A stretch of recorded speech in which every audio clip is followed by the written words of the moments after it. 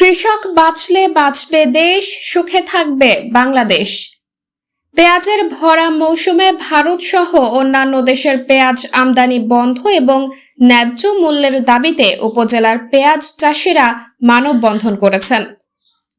নতুন পেঁয়াজ উৎপাদন মৌসুম শুরু হওয়া কৃষকরা পেঁয়াজ তুলতে শুরু করেছেন, কিন্তু ব্যবসায়ীরা বিদেশ থেকে পেঁয়াজ আমদানি করায় ন্যায্য দাম না পেয়ে ব্যাপক আর্থিক ক্ষতির মুখে পড়ছে মুজিবনগরের পেঁয়াজ চাষিরা।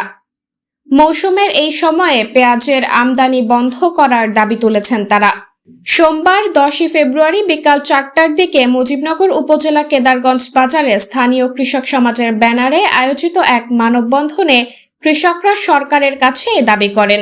মানববন্ধনে চাষিরা বলেন, যখনই পেঁয়াজের ভরা মৌসুম শুরু হয় তখনই পেঁয়াজ আমদানি করে সরকার।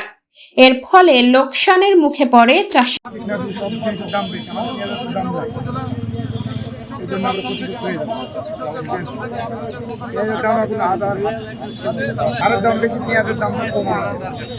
এই জন্য আমাদের পেঁয়াজের দাম বাড়াইতে হবে আর পেঁয়াজ আনা বন্ধ করতে হবে।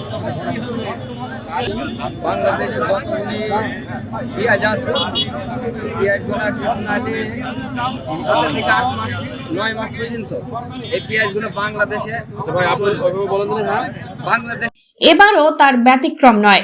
ভারত থেকে পেঁয়াজ আমদানিতে প্রভাব পড়েছে স্থানীয় বাজারে। প্রতি কেজি পেঁয়াজ বিক্রি হচ্ছে 25 থেকে 27 টাকা দরে। এর ফলে উৎপাদন খরচ উঠবে না বলে দাবি করেছেন চাষিরা।